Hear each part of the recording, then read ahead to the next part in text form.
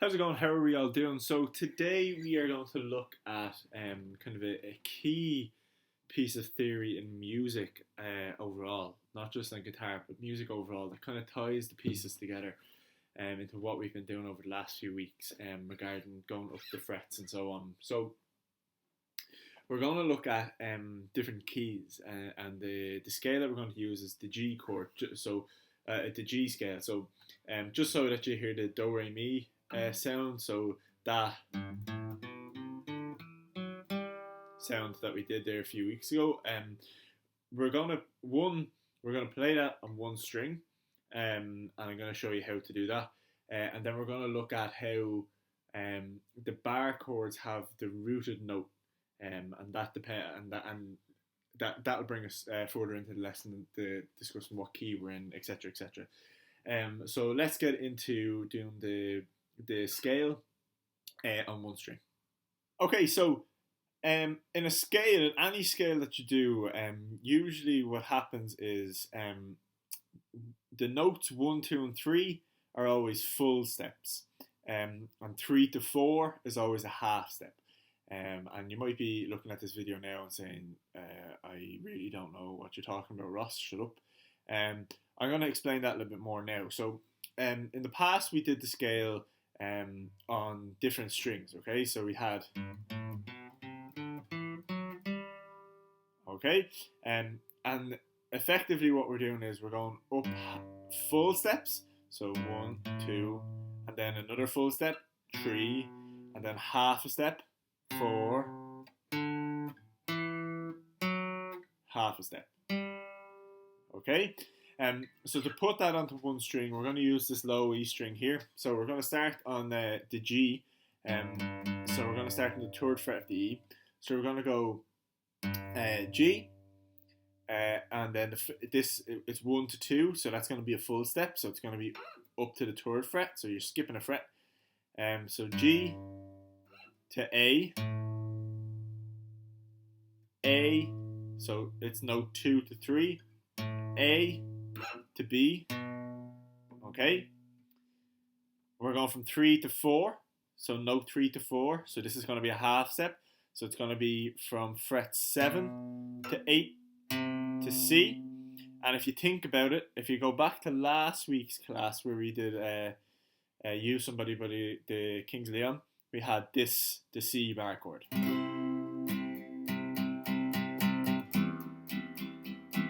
Okay, so we're on C. So now we're going from 4 to 5. So it's back to from 1 to 2. So another full step, D. Then we have another full step to E. Another full step to F. And a half a step to G. Does that make sense? So G, full step to A, full step to B, half a step to C, full step to D, full step to E, full step to F, and half a step to G. So you have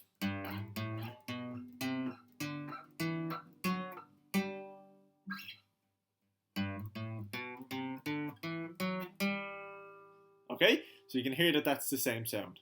So we're going to do that on another string now. So we're going to, just to show you how it's done. So we have, we're going to do the G, so we're going to do the G note on the D string, okay? So the 4th string up, or the 3rd string down. So we're going to go to G by just going through the scale. So G, A, B, C, D, E, F, G. So the 5th fret on the D string, okay? That's our G. That's how we know. So it's the 7th note, okay? So if we go again, we have G to A, full step. A to B, full step. B to C, half step. C to D, full step. D to E, full step. E to F, full step. And then F to G, so 7 to 1 again, is half a step. Okay?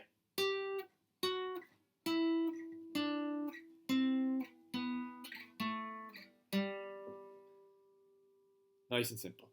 So now if we put that into chords, so if we do the basic bar chords that we know, so the ones like the F, so the ones that we did for the C, so we have that kind of E minor shape, move it up to the 4th and 5th fret, and just bar the 3rd, okay? So that G note now on the E string is our bass, so that's our root note, that's what that's called, okay? So if we get that shape, we have, and do the same thing that we did with the notes, we have G, A, okay? So if you take those two chords and play an open G, we have the same sound, okay? We have A, okay? So you can see that they're different because these chords, so G, A, B, so on, they're all used, those notes are all used in these chords, okay? That's what that chords are made up of notes. So just further up, so we have G, A, D, we have our C that we did in the song last week, we have D, and then if I could go up further, we have on the 12th fret F, and so on, okay? So it's important to know that whatever chords you are doing, okay, be it a D, an A, the G bar chord, you have the notes, so the G, A, B, C, D, E, F, G, they are all in the chords that you do. Another thing to note now is that in that scale we have G to G, okay, so G, A, B, C, D, E, F, G.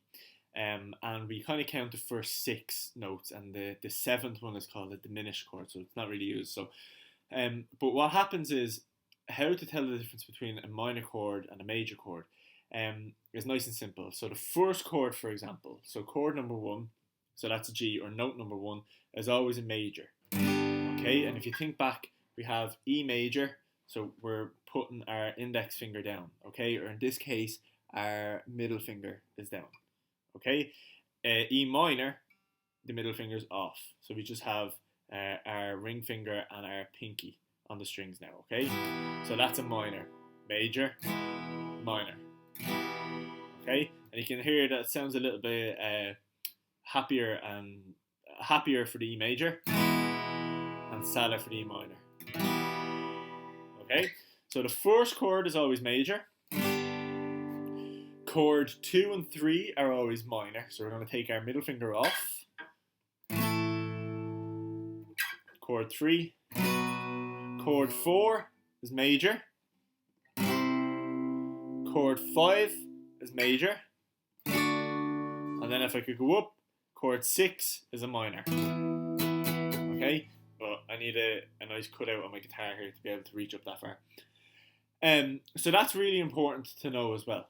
So there is another thing to kind of note as well, and this works along the whole major minor. Okay, so usually if you're doing a happy song, it will include a lot of major chords. Okay, now you can throw your minor in as well to give it a little bit of a kick to the song. But usually, so for example, if a song started in G, you would usually find that the majority of the song will have D and C in it. Okay, so like for example, if we go back to our notes, we have note number 1 G, 2, 3, so G, A, B. The third note, the fourth note is C, and the fifth note is D. Okay, so we have the first, fourth, and fifth note always in that kind of happy rhythm. Whereas the minor chords kind of go well together as well. So A minor, F, okay, and that creates that kind of doom and gloom sound to a song. So just to explain to you, so when we make our way up the scale, so 1, all the way up to G, A, B, C, D, E, F, Okay, so there are 6 main chords. Then we go to our 7th, okay, which is back to G. Now, I can't go too far into it because I can't actually do the chord because of the guitar that I have. But this is called a half diminished chord. Now, um, it kind of lives up to its name in that it's not really used in pop music. You would kind of find this chord more in jazz. So if you're wondering what that 7th chord is, um, it's usually a jazz kind of a chord when you get up this far, okay, in the scale. So don't worry about that too much. But I just wanted to explain that to you so that you had a bit of clarity on why do we go up to 7, okay? And usually we stop at 6 when we're doing the chord. So just so that you have a bit of clarity on that. So the aims of these theory classes are just kind of open your perspective and kind of your range as to how you understand music and how it's done. So um, if you're doing music in school, you might hear the term 1-4-5. That means that like the chords 1, 4, and 5 would usually go together in a piece of music. So, for example, when I was in school doing music, I did. So you were given notes that were done on a bass or something, and you had to take the notes out. So take the modes is what they're called. So the notes, and put them into a chord. And usually, if you had the 1-4-5, it was usually depending on which one of those it started on. It could be the 4, the 5, or the 1. It'll usually be that chord if it had one or more of the other 2 notes in it.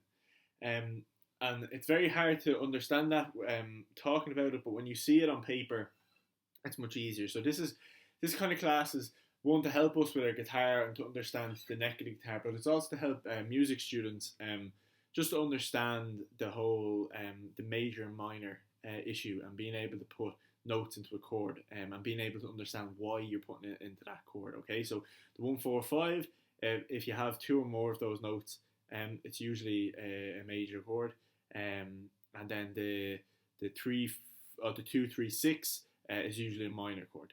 And then it depends on which one it's starting on, etc., etc. So this is we're kind of dipping our toes into a little bit more of the in-depth music stuff that I suppose you do in school, and just to understand the guitar a little bit more and to understand music a little bit more. So you're never just gonna play guitar by yourself. Now, you can, but usually other people you will play with other instruments, and it's easier to play with other instruments when you understand this side of music.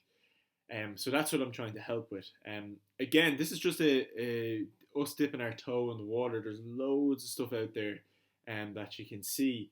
And we're going to try touch on this over the next few weeks and try and broaden our horizons around the kind of music. So I hope you enjoyed today's lesson. I hope it's kind of opened you up a little bit more as to understand why chords go with other chords, and you can interchange minor chords with major chords, but mainly if you're looking at a song, they're usually major chords. So take from this what you can. Work on just understanding. So it takes a lot of practice to remember the whole full step, half a step lark that we've talked about. But then it'll become easier. The more you practice, the more it'll become easier for you, and the easier it will be then to put it down on a piece of paper in an exam, for example. So I hope you enjoyed it. I hope you enjoy your weekend. And I will see you next week when we do a song to take a break from all this theory. So good luck and enjoy your week.